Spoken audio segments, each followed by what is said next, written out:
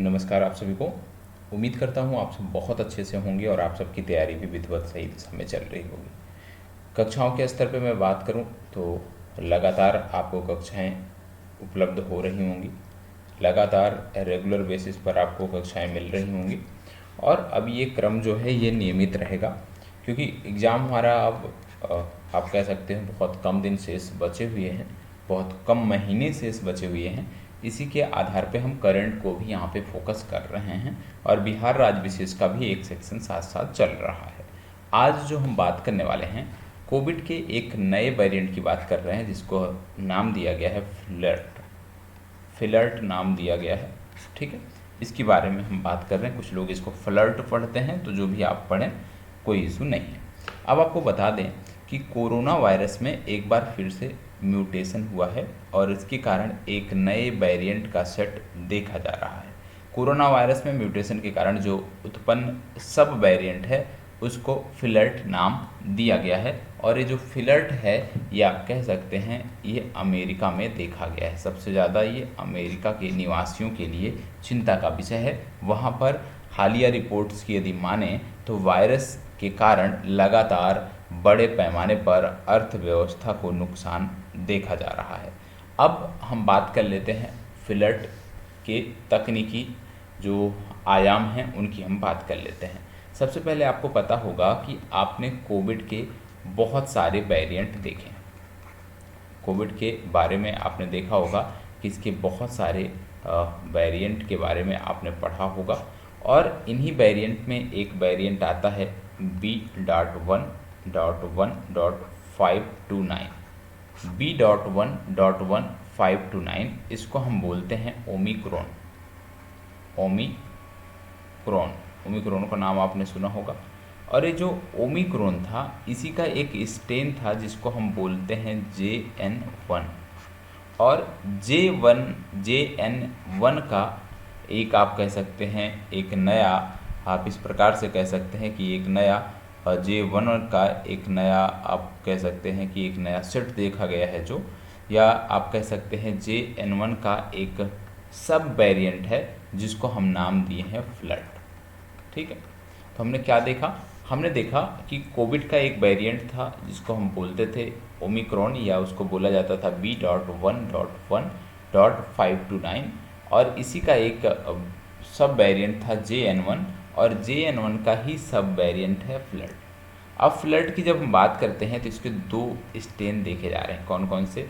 एक का जो नाम है वो है KP1.1, दूसरे का नाम है KP2।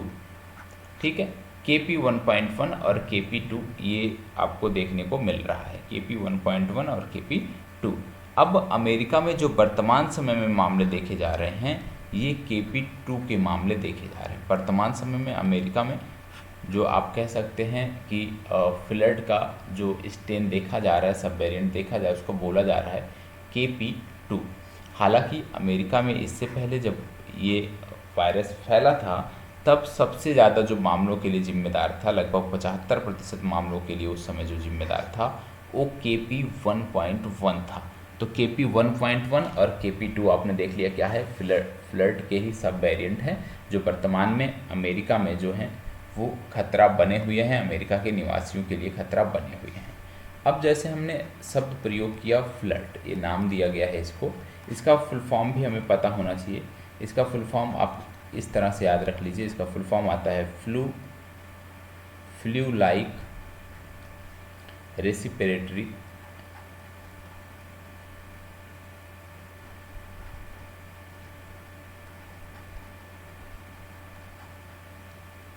Tract. Flu like respiratory tract ये इसका नाम दिया गया है फ्लर्ट का, ये भी आपको पता होना चाहिए। अब बात आती है कि खतरनाक कितना है, इसके बारे में यदि हम बात कर लें ये वेरिएंट कितना खतरनाक है तो आपको पता होगा SARS-CoV-2 ये ओमिक्रॉन वेरिएंट का ही सब वेरिएंट का ही एक स्वरूप है जिसको फ्लर्ट बोला जा रहा है। ये खतरनाक है, ठीक है, क्योंकि ये तेज़ी से पीपल टू पीपल, एक आदमी से दूसरे आदमी इंसान में, दूसरे मानव में ये तेज़ी में फैल रहा है। और इसके लक्षणों में यदि हम बात करें तो वही जो सामान्य लक्षण होते थे, बुखार आना, खांसी आना, गले में खराश, शरीर दर्द, वही देखने को मिल रहा है। WHO ने इसको गंभीर श्रेणी में रखा है। ठीक है, WHO ने इसको गंभीर श्रेणी में रखा है क्योंकि इस पर किसी भी वैक्सीन या एंटीबॉडी का असर नहीं हो रहा। वैक्सीन या जो एंटीबॉडी है उसका यहाँ पे असर नहीं हो रहा है, ये आपको याद रखना है। इसके साथ साथ आपको यह भी पता होना चाहिए कि मनुष्यों में यदि हम बात करें तो अभी तक 7 प्रकार के कोरोना वायरस की पहचान की गई है, जैसे H-CoV-229E, दूसरा H-CoV-OC43, तीसरा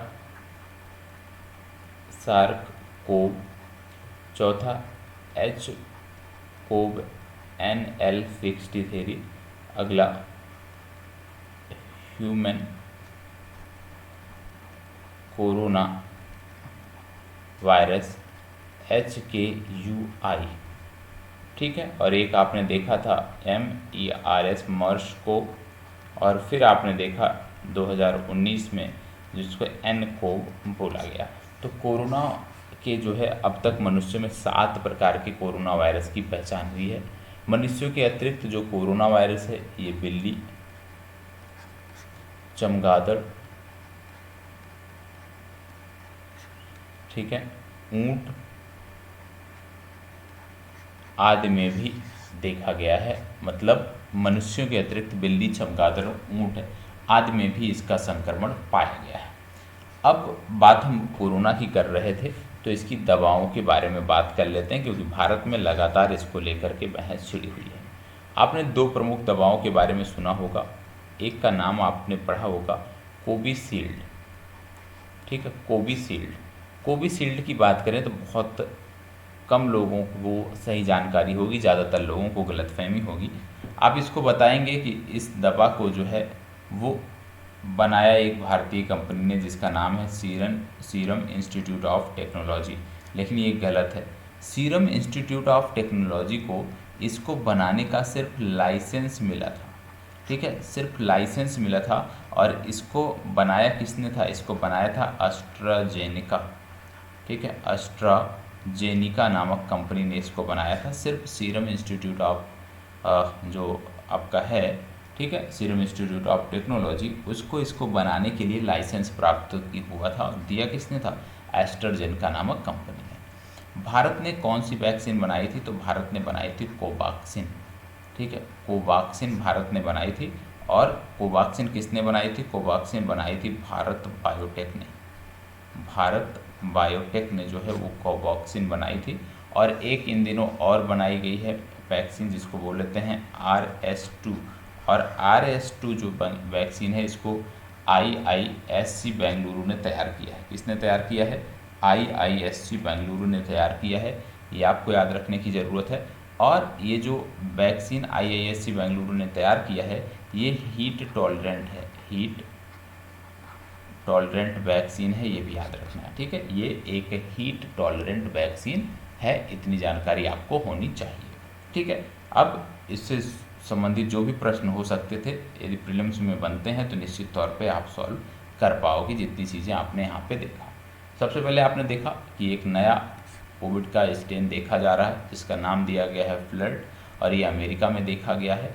और ये जो फ्लर्ट है ये ओमिक्रॉन का जो एक सब वेरिएंट था JN1, उसी का एक वेरिएंट आप कह सकते हैं फ्लर्ट है। और इसके भी 2 स्ट्रेन देखे गए हैं, एक का नाम है KP1 और दूसरा है KP2। KP2 वर्तमान समय में जो देखने को मिल रहे हैं मामले उसके लिए KP2 जिम्मेदार है। हालांकि इससे पूर्व के जो मामले थे, जब कोविड का दूसरा चरण चल रहा था उस समय जो मामले थे तो वहाँ पे KP1 ने 75% मामलों के लिए जिम्मेदारी ली थी, या कह लीजिए 75% मामलों के लिए KP1 जिम्मेदार था। तो कोविड से संबंधित एक शॉर्ट वीडियो कैसा लगा कमेंट बॉक्स में ज़रूर बताइएगा। मिलते हैं अगले सेशन में। धन्यवाद, बहुत बहुत आभार।